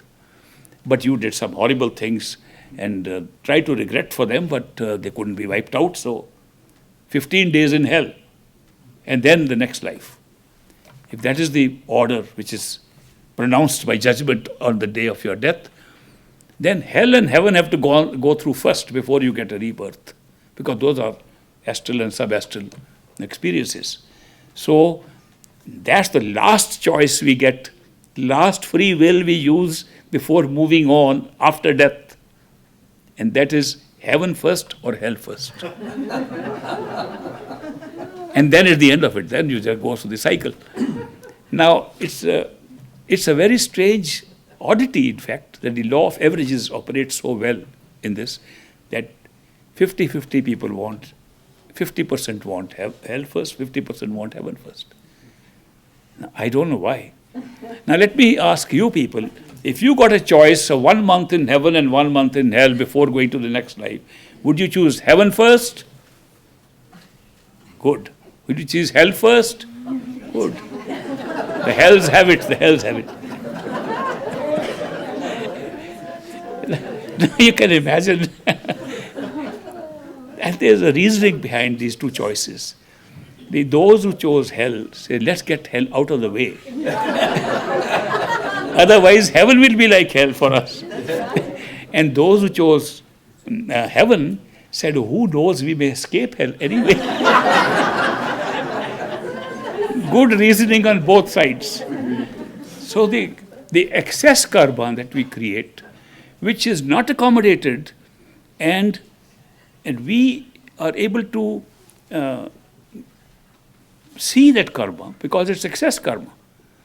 And we see it slipping into some reservoir, we don't mind it because it's not coming into the immediate next life. So we don't mind it. We don't mind karma going into some place where it's in reserve storage and we won't see it in the next life. We are happy with it. We love to postpone things. It's a postponed karma. So what has happened in this creation is we have so much accumulated karma in what we call sinchit. Sinchit means the reserve karma. The sinchit karma has such a huge accumulation that the Lord of Judgment determining with his computers what your next life should be like, he's able to use that for many lifetimes, even if you led a karma-free life. So therefore, there's so much reservoir of this karma. Now the good news is, and that's very good news, if you are initiated by a perfect living master, in order to make your transition to inner stages easy, the first thing he does at the time of initiation is to burn up, destroy your entire sinchit karma. So you have no more sinchit karma to have another life, even if you can have another life. So a person who's initiated by a perfect living master, when he or she dies, a new life can only be created from the karma of this present life and from no other source. Therefore, in most likelihood, the new life is always better than this one and more conducive to the spiritual path, more conducive to meditation. Whatever work you have done now becomes like a basis for the work to be done next. And then they say that under no circumstances can you have more than 4 human lives, no matter how slow your progress may be on this. So people, when I first came to this country, they were all saying, oh, I'm going to have 4 lives. I said, how do you know this is not your 4th one? Where are you calculating from? You're all going to have 4 lives from now on. So many of you have already done those things, and that's why you're on the path now. You have got some feelings right from childhood of seeking. Where does that come from? If you had no initiation in the past, you wouldn't have that. People have sudden spiritual experiences before initiation. And they tell me, how could we have before initiation? I said, what makes you think they're before initiation? The initiation of a past life. That you might have been initiated past life once, maybe more than once. In the eyes of a perfect living master, when you go before a perfect living master, he is not looking at one life. He's looking at the whole spectrum through which you have passed. And he's therefore saying, now the time is right for initiation. Now the time is right to move on. Now the time is right not to have a second life, another life at all. I was once questioned by some people in Chicago that is 4 lives necessary? And they were quoting Swamiji, Seth Shivdayal Singh, Swami of Agra, who in one of his poems, he didn't write any poetry, by the way, they're all written by other people, like the Bible. Bible was never, not a word was written by Jesus Christ. Not one word was uttered by him. In fact, nobody even recorded. The Gospels came up and put together about 2 centuries later, 200 years later. We can't remember what happened yesterday, and these are recollections 200 years later, which constitute the Bible. So in Swamiji's teachings, all poetry and all Sarbachan and all was written by other people. He did not even know Hindi, in which these books were written. He spoke Urdu. Anyway, Swamiji, one of the poems, is quoted as saying, एक जन्म गुर भक्ति, जन्म दूसरे नाम, तीसरे जन्म तुरिया पद, चौथे में निज धाम, which translated means, first life is merely to be found by a master and develop love for the master. Second life is to get initiated by a master. Third life is to have an experience right up to the causal stage. The 4th life that you go to Sachkhand. Now when they quote that, this looks like a regular timetable for 4 lives. So this question was put to Great Master. He says it is just a way of saying how it can stretch to 4 lives and not more. And this will be the minimum progress you will make in each life. It doesn't mean that you need. Once the Great Master gave a discourse about 4 lives. And my dad, who was also his follower, disciple, did not attend that satsang, did not attend that discourse. When he heard from somebody that Great Master said that you will have 4 lives and no more, after the discourse, he arrived in the Dera and he went to Master. I said, I heard, Master, that you said that a disciple of yours cannot have more than 4 lives. Is that true? And Master said, Lek Raj, that was my father's name. Lek Raj, you don't have a second life. This is your last life. Why are you asking this question? He said, I am asking this question. Supposing I want 5 lives, then what happens? He said, why would you like 5 lives? He said, I understand from some people that Master sometimes return. If you decide to return the 5th time, don't leave me behind there. That's why. Then Great Master explained. He said 4 lives is a limit. It does not mean everybody has to go through 4 lives. If you are initiated by a perfect living master and follow his instructions, just carry out the instructions he gives you, that's your last life. No second life. If you are initiated by a perfect living master, you try to follow his instructions, you falter here and there, you get a second life to make it up, and you get the conducive conditions to do that. If you fail and leave the path and just go away, say, this was not my path today, You are initiated by a perfect living master, you may get a third life. If you go against the master, even kill him and crucify him, then only you will get the fourth life. So don't think everybody has to go through 4 lives. Most people who follow the path and follow the instructions, this is their final life. I don't want anybody initiated by a perfect living master to have to come again for this. It's quite a messy place. I hope you all agree with me. So we should just go home. If we have got the opportunity and we got this, we have had enough of this fun here. And if you want to have some more fun, you can have elsewhere. By the way, this 4-life rule does not mean that you will go to Sachkhand in 4 lives. It means you will not be born again. But there are disciples of masters, several masters, who are there at intervening stages.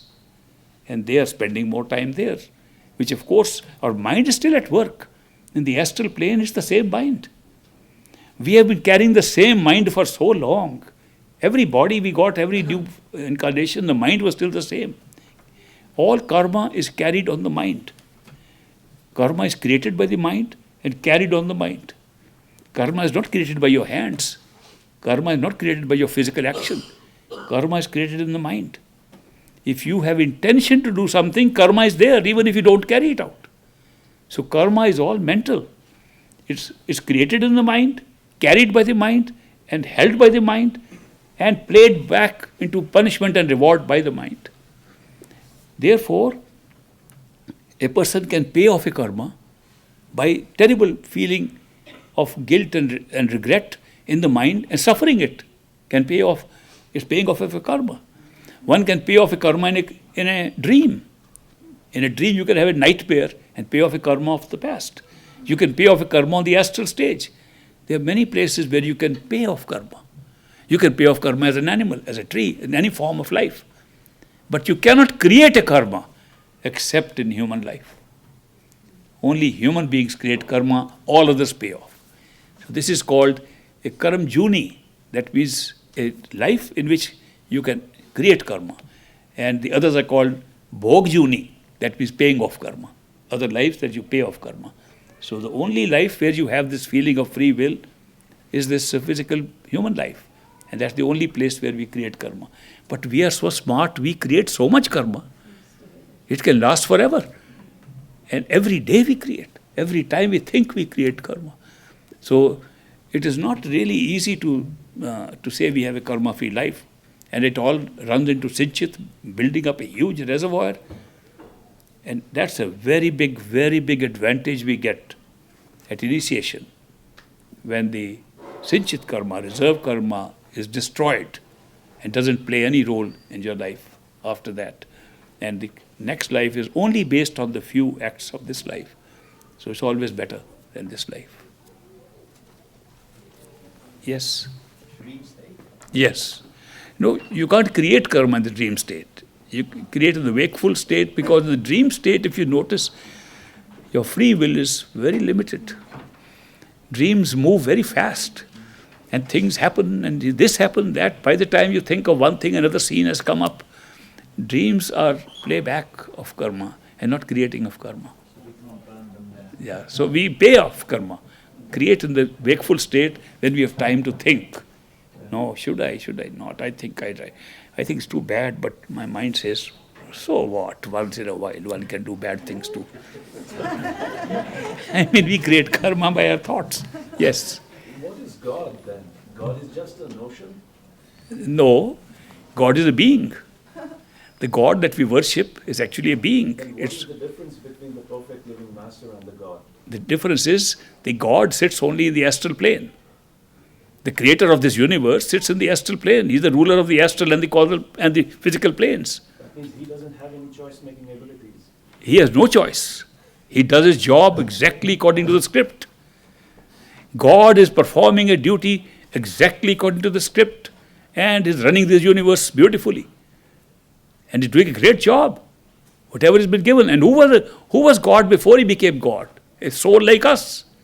Good karma, very good karma, became God to run the universe. When his time is over, comes back. So this is... It's Now let me explain a little further. This is too simple, right? When we talk of God, we talk of many entities. We are not referring to one power or one being. We talk of the being, actual being running these universes.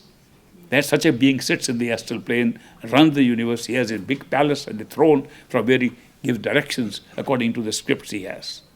He runs the universe. We call him God. We call him Allah, Ishwar, Parameshwar, all worship in the temples and everywhere. Then there is a God who created that God. And there has to be some ultimate God. So then we go up higher. There's another being, the universal mind. We call it universal mind. It's also God. He creates all minds. He creates all karma. He creates all the whole theory of it and sits up in the causal plane. Then there's another God above this, above time. And he sits in Parbrahm. And ultimately when we go home, after meeting the series of gods who are all being worshipped as the ultimate God, we find the ultimate God was ourselves. Our own totality of consciousness was God, the ultimate creator of everything, including all gods and all levels of creation. Everything has come out from one single totality of consciousness. You might call that God too. You might say the ultimate, after all, why do you say God? Say creator. Let's say creator. Ultimate creator, our own self in totality. Next level, another being. Now we put beings into them with souls, like our soul. When you put a single soul, it becomes individuated consciousness. It's a little different. We are covering ourselves in a very strange way. When we put on these clothes, we put these clothes on top of ourselves and we are smaller than the clothes. Then only they fit us. These clothes that we wear are so strange that we are big but we become small by wearing a clothes. So the totality of consciousness individuates itself into a soul, a primordial soul, a copy, a prototype of a soul, and that individuation itself is its first cover. It is illusion, it's only a soul. But the illusion works to make it a soul. The soul then attaches itself to a mind and creates space and time, another cover upon itself, and becomes even smaller. It then covers up its sense perceptions and takes an astral body, which is body of sense perceptions, and confines itself into a smaller frame than it is actually. Then it takes a physical body, becomes a very small little thing in all of creation. These are strange costumes we are wearing. All these are costumes. Physical body is a costume the self is wearing. Astral body, the sense perceptions, is a costume we are wearing. The mind is a costume we are wearing. Individuation is a costume we are wearing. Our totality is one totality of consciousness, the ultimate creator of everything. Right? How do you know so much?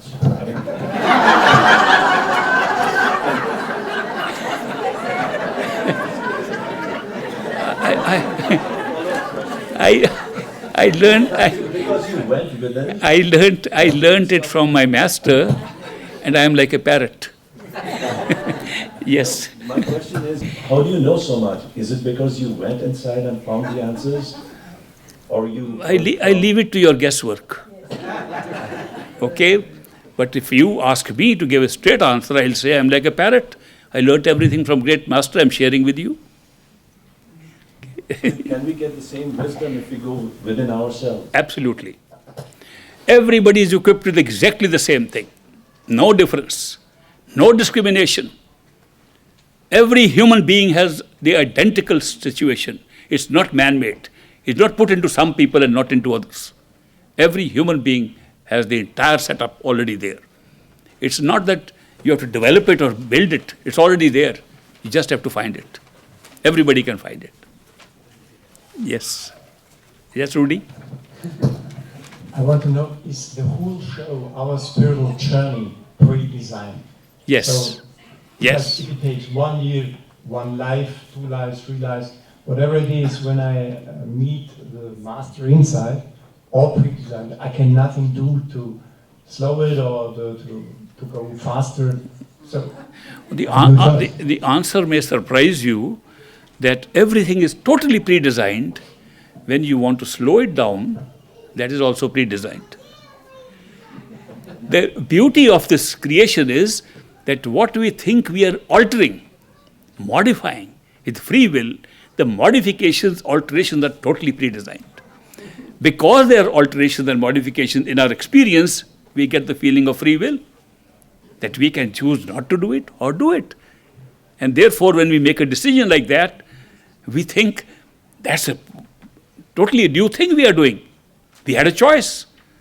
Maybe a design that we'll go right, we'll go left, break the rules. Which reminds me of not a master, but an ordinary person in India meeting me. I was going for an interview to join the Navy, Indian Navy. And when I came out of the interview, I saw a man with a turban standing outside. Later on, I found there's a group of such people called Bhatras in India. And he said, "Do you have a piece of paper?" I had a whole notebook with me. I said, "Here's a piece of paper." I thought he wanted to write something. So he looks at me, starts looking at me and writing something. I say, "What is he trying to do? He's drawing my picture or something?" Then he folds it up. And he said, "Do you have another piece of paper?" I said, "Yes." He said, "On the other piece of paper,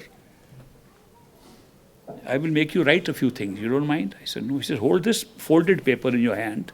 So I put that folded paper in my hand and said, "Write any number between 1 and 10. I said, "That's an old trick, I know. Because whenever people say write between 1 and 10, we think of 5. This man thinks I'm going to write 5. I am going to beat his game, call his bluff off. I wrote 3. Then he said, "Write the name of a flower. The most common flower is the rose." I thought that he's expecting me to write rose. I'll write the name of a flower he hasn't even heard of. This was taking place in Uttar Pradesh, another state. I wrote the name of a Punjabi flower from where I came, and I said Chameli, Chameli. I wrote like that in capitals. He said, "Write the year of your birth, the date of birth." I wrote 1926. He said, "You have written the year of your birth. Write the date." So I added the date, November 26, after that. Normally we write the year at the end, but I had already written the year. He says, "Now open the paper I gave you." So I opened the paper that he gave, which he wrote earlier. It says 3 Chameli in capitals, 1926, and then the date. I was completely stunned by this experience. I was stunned not only because he could guess what I would write, he could guess how I will change what I was going to do. So I said, "I am so overwhelmed by this experience. I would not mind giving you any fee you want, provided you can tell me how you do it." He said, "Tell me how you do it." He said, "Shall I tell you a little more?" I said, "Go ahead." He said, "When I asked you to write a number between 1 and 5, you said, 'I am going to call his bluff off and write 5. Therefore, I will write 3. He repeated my whole choice-making thought. And when I said, "Write the name of a flower," you said, "I am going to call his bluff off. I'll write the name of a flower he never heard of." You wrote Chameli. He repeated my exact thoughts that had taken place earlier, but which had taken place after he had written all that stuff. A very, very clear. For first time, I had to believe that even what we think and make choices are pre-recorded. The man could not know it. So I asked him how he did it. Then he told me that his guru was teaching things by which you could read the mind of a person as he will think in the next 5 minutes. That was all the training they got. They were able to read it. Then he said, "I can read the mind of people even at a distance." He says, "My partner is doing the same thing in another street. That's in Lucknow, in a UP state. Shall I call him?" I said, "Call him if you can. Call him telepathically. I'll be impressed." He said, "Come over." So the man, after a few minutes, came running. "Why are you calling me? I was busy." These events were very powerful events for me on this whole question, that what we think and decide, which is totally looks like free. It looks like real free will. And that's why free will becomes a real experience at the physical level. It's not a real experience at any other level. It's only a real experience here. It's all pre-recorded. Some people say, is it also pre-recorded? You'll find a guru, you'll go there, you'll find a perfect living master. Absolutely.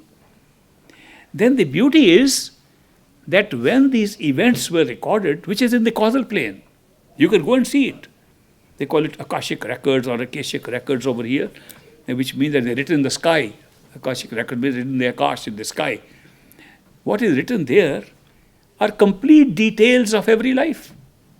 Every little choice we will make is pre-written there, right there. When we are born, we are picking up a video ourselves from there. We are playing out the video now. And looks like we are really acting because we put on costumes.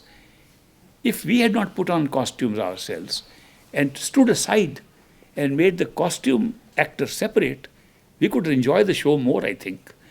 But we ourselves sat in one of the characters. The show was written up and we took a participant in the show. And now sitting in the show, even when we hear a perfect living master, we think, I am hearing and these are all created around me. That's not true. I am also created the same way. I'm part of the same show. Who is watching the show is not this body. Who is watching the show sits inside. Who is watching that show sits still inside. Who is watching that show still inside. Who is watching the ultimate show is the totality of consciousness, nothing else. It's all created within consciousness and the show goes on.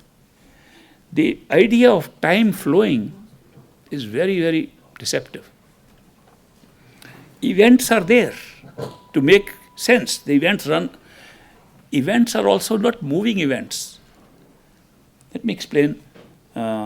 You've seen movies. You have seen, and you go to theater and see a movie. Things move there on the screen. They never really move, They're still pictures. The still pictures are put through a projector at a speed faster than 1/16th of a second. If one picture is replaced by another picture in 1/16th of a second, the visual eye does not forget the previous one and picks up the next one. If you send a series of pictures and speed them up to that level, it looks like movement. We used to, as children, have little books. We used to flip the books and we saw the movement of people there. They were all still pictures. They were all movements. The truth is, there is no movement in this universe. They're all still pictures on the mind. But they move rapidly, and the mind has the capacity to continue to visualize, experience, even thoughts can be experienced even at 1 million pictures per second move. So fast. So the mind is thinking there's change and movement going on. It's created by this device. The device is very similar to our going and seeing a movie. Now, if we went and saw a movie and a man is going to hit somebody, we don't go and stop the man. Why? We say it's a movie. We are not supposed to be stopping the man. We are supposed to sit and enjoy. Here we try to stop. Though the movie is the same. There's no difference. There's no difference in this movie just because we are wearing the costume of one of the actors in the movie here. And the movie is not one-dimensional, three-dimensional. It's 11-dimensional now, according to physics. According to science, is now 11-dimensional. Somebody sent me this from Germany.